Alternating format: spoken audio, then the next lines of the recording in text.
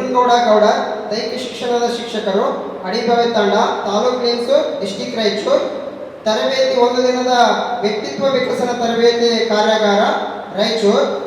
ಈ ಕೊಟ್ಟಂತ ಟಾಪಿಕ್, ಎಂಥ ಅಂಗವೈಕಲ್ಯ ಇದ್ದರೂ ಸಾಧಿಸಬೇಕೆನ್ನುವ ಛಲ ಇದ್ದರೆ ಸಾಧಿಸ್ತೇ ನಮ್ಮ ಗುರಿ ಇದ್ದರೆ ಸಾಧಿಸಲಿಕ್ಕೆ ಸಾಧ್ಯತೆ ಇದೆ. ಅದಕ್ಕೆ ಎಲ್ಲರೂ ಪ್ರಯತ್ನ ಮಾಡಬೇಕು.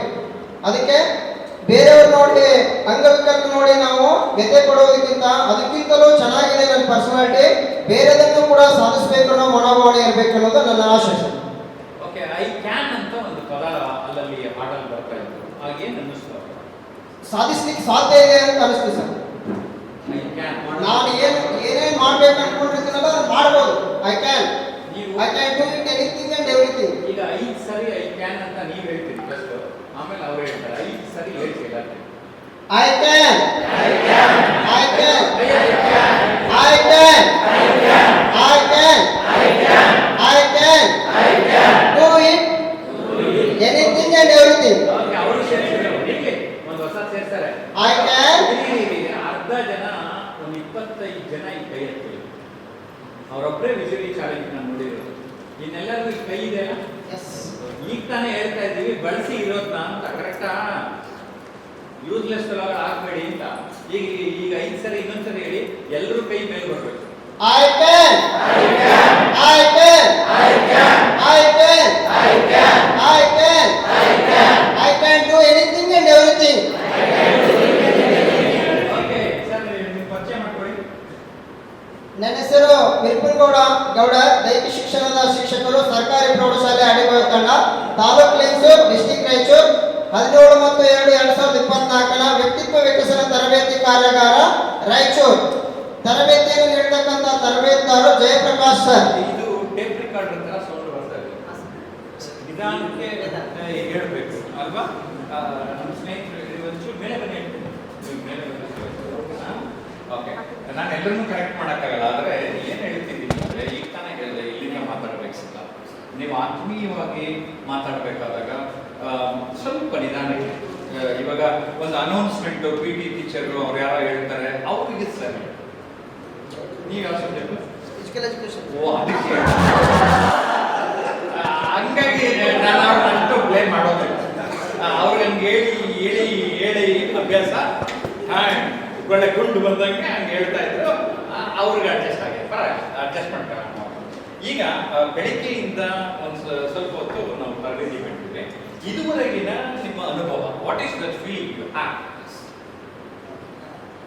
ವ್ಯಕ್ತಿತ್ವ ವಿಕಸನ ಅನ್ನುವ ಒಂದು ಕಾರ್ಯಕ್ರಮ ಏನಂದ್ರೆ, ನಮ್ಮ ಕೈಲಿ ಎಲ್ಲ ಸಾಧ್ಯತೆ ಐತೆ, ಆ ಸಾಧ್ಯತೆಯನ್ನು ಪೂರ್ಣಗೊಳಿಸಬೇಕಾದ್ರೆ ಆಟಿಟ್ಯೂಡ್ ಯಾವ ರೀತಿ ಇರಬೇಕು, ಅಸರ್ಟಿವ್ ಕಮ್ಯುನಿಕೇಶನ್ ಯಾವ ರೀತಿ ಇರಬೇಕು, ಜೊತೆಗೆ ಮಕ್ಕಳ ಜೊತೆಗೆ ಹಾರ್ಟ್ ಮತ್ತು ತಲೆಯನ್ನು ಬಳಸಿಕೊಂಡು ವಿದ್ಯಾರ್ಥಿಯ ಹೃದಯಕ್ಕೆ ಹೋಗಿ ಯಾವ ರೀತಿ ಪಾಠ ಮಾಡಬೇಕು ಅನ್ನೋದನ್ನ ಈ ವ್ಯಕ್ತಿತ್ವ ವಿಕಸನ ಕಲಿಸುತ್ತದೆ ಅನ್ನೋ ಒಂದು ಆಶಾಭಾವನೆ sir. Physical personality is also called as a physical personality. So ದೈಹಿಕ ಶಿಕ್ಷಣ, ನಮ್ಮ ದೇಹ ದ ಪರ್ಮನೆಂಟ್ ಅಸೆಟ್ ಯಾವುದು ನಮ್ದಂದ್ರೆ, ನಮ್ದು ಯಾವ್ದೋ ಮಾಡಿರೋ ಆಸ್ತಿ ಅಲ್ಲ, ಒಡವೆ ಅಲ್ಲ, ಬಂಗಾರ ಅಲ್ಲ. ನಮ್ಮ ಇಡೀ ದೇಹ, ಆ ದೇಹದ ಮಹತ್ವದ ಬಗ್ಗೆ ನಮ್ಮ ಫಿಸಿಕಲ್ ಟೀಚರ್ ಏನ್ ಹೇಳ್ತಾರೆ ಕೇಳೋಣ. ಒಬ್ಬ ವ್ಯಕ್ತಿ ದೈಹಿಕವಾಗಿ, ಮಾನಸಿಕವಾಗಿ, ಬೌದ್ಧಿಕವಾಗಿ ಚಟುವಟಿಕೆಯಿಂದ ಇರತಕ್ಕಂಥ ಒಬ್ಬ ವ್ಯಕ್ತಿಗೆ ಟೋಟಲಿ ಆರೋಗ್ಯವಂತ ವ್ಯಕ್ತಿ ಅಂತೇಳಿ ಅನ್ನುವ ಕಾನ್ಸೆಪ್ಟ್ ಅನ್ನು ನಾವು ಬಳಸ್ತಾ ಇರ್ತೇವೆ. ಜೊತೆಗೆ ನಾವು ಸೇವಿಸ್ತಕ್ಕಂಥ ಆಹಾರ ಆಗಿರ್ಬೋದು, ನಾವು ಮಾಡ್ತಕ್ಕಂಥ ಆಕ್ಟಿವಿಟಿ ಆಗಿರ್ಬೋದು, ನಾವು ಬಳಸ್ತಕ್ಕಂಥ ಭಾಷೆ ಆಗಿರ್ಬೋದು, ನಾವು ಬಳಸ್ತಕ್ಕಂಥ ವಸ್ತುಗಳಾಗಿರ್ಬೋದು, ಎಲ್ಲದನ್ನೂ ಕೂಡ ಸರಿಯಾದ ಸಮಯಕ್ಕೆ ಬಳಸಿದರೆ ಆ ಸರಿಯಾದ ಕೆಲಸವನ್ನು ಮಾಡುತ್ತದೆ ಎನ್ನುವುದು ದೈಹಿಕ ಶಿಕ್ಷಣದಲ್ಲಿ ನಾನು ಕಂಡುಕೊಂಡಿರುವ ಸತ್ಯ.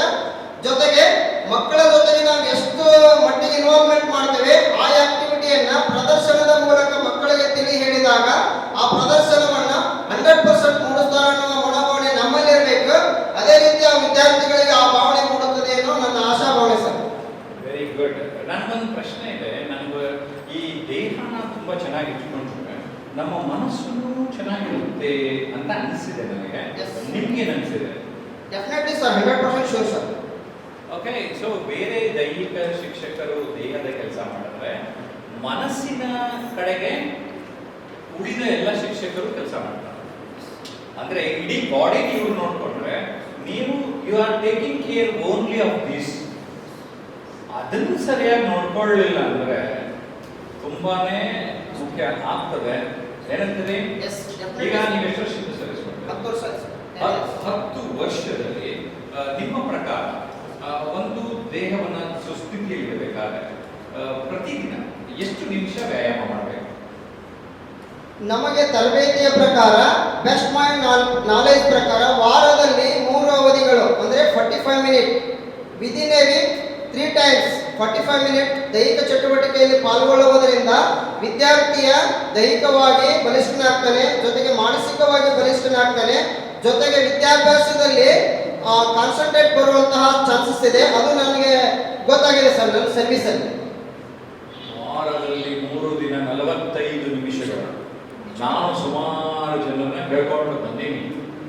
ದಿನಕ್ಕೆ 20 ನಿಮಿಷ ನಿಮ್ಮ ದೇಹಕ್ಕೆ ಶ್ರಮವನ್ನ ನೀಡಿದರೆ ಉಳಿದ ಎಲ್ಲ 24 ತಾಸಿನ ಎಲ್ಲ ಅವಧಿಗಳು ನಿಮಗೆಲ್ಲ ನೆರವಾಗುತ್ತೆ ಅಂತ. So the permanent body is our permanent asset. Okay, our permanent asset is our permanent body. ಚೆನ್ನಾಗಿದೆ ಆ ವಾಕ್ಯ ಮುಗಿಸಲಿ. Our permanent body is our permanent asset. Okay, our permanent body is our asset. Our permanent asset. Our body is permanent asset. our permanent body is our permanent asset.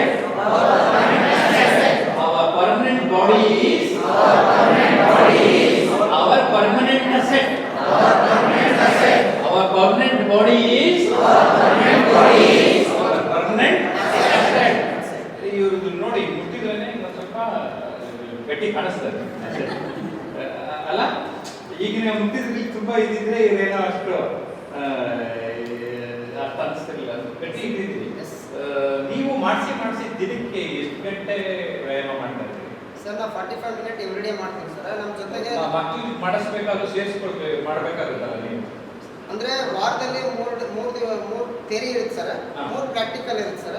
Every Saturday 45 minute MDR aerobic exercise or karate sir. Okay, what is the difference between aerobic and karate? Aerobic ಕರಾಟೆಗೂ ಏನು ವ್ಯತ್ಯಾಸ? Aerobics means ಗಾಳಿಯನ್ನ ಸರಿಯಾದ ಸಮಯಕ್ಕೆ ಸೇವಿಸಲಿಕ್ಕೆ ಅವಕಾಶ ಆಗುತ್ತೆ sir.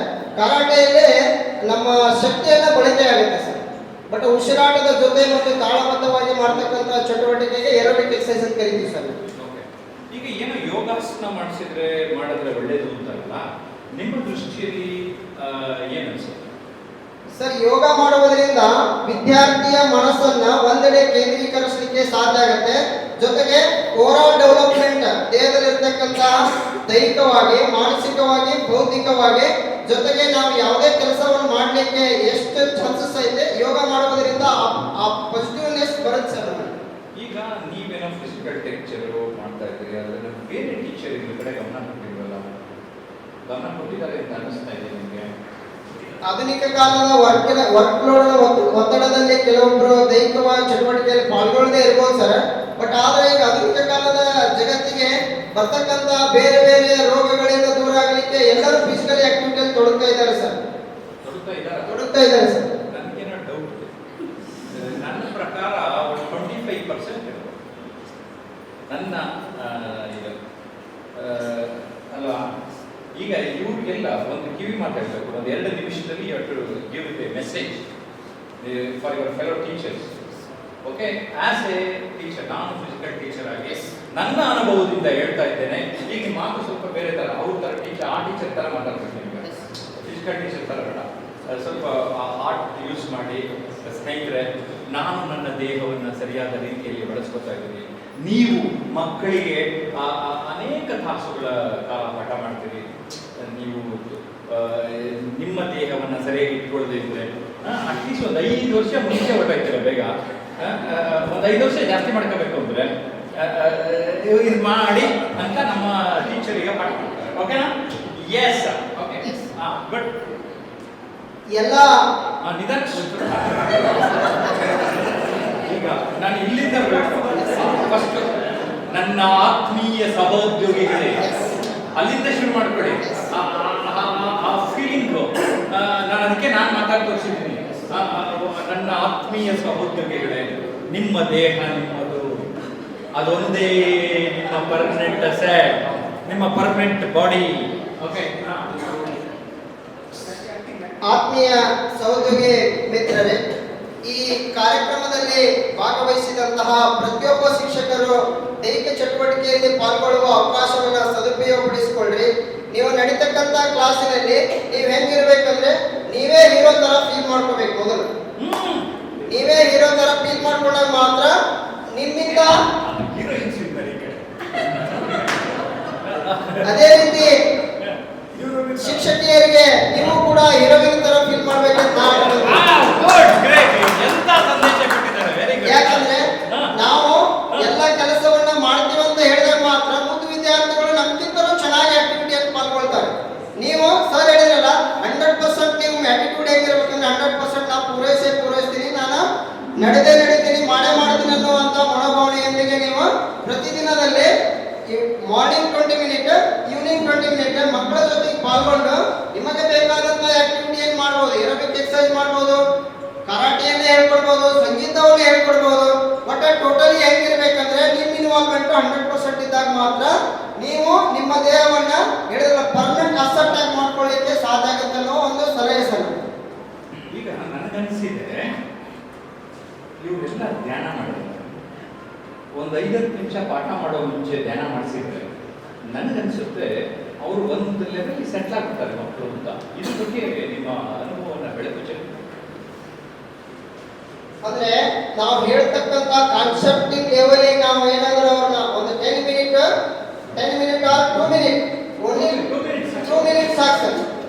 2 minute every class entry ಕೊಟ್ಟಾಗ ನೀವು 2 ಮಿನಿಟ್ ಅನ್ನ ಧ್ಯಾನಾಸಕ್ತರಾಗಿ ಮಾಡೋದ್ರಿಂದ ಅವರ ದೈಹಿಕ ಶ್ರಮತೆನೂ ಕಡಿಮೆ ಆಗುತ್ತೆ, ಜೊತೆಗೆ ಆಯಾಸ ಕಡಿಮೆ ಆಗುತ್ತೆ, ಜೊತೆಗೆ ಒಳ್ಳೆಯ ವಾತಾವರಣ ಕ್ರಿಯೇಟ್ ಆಗ್ಲಿಕ್ಕೆ ಸಾಧ್ಯ ಆಗುತ್ತೆ, ಜೊತೆಗೆ ಬೇರೆ ಬೇರೆ ವಿಚಾರಗಳು ಕಣ್ಣು ಮುಚ್ಚಿದಾಗ ಎಲ್ಲ ಕಳ್ಕೊಂಡೋಗಿ ಒಳ್ಳೆಯ ವಿಚಾರಗಳು ತಲೆಯಲ್ಲಿ ಬರುತ್ತೆ. ನೀವು ಹೇಳ್ತಕ್ಕಂಥ ವಿಷಯಗಳು ಅವರಿಗೆ ಮನಮುಟ್ಟುವಂತೆ ಆಗುತ್ತೆ.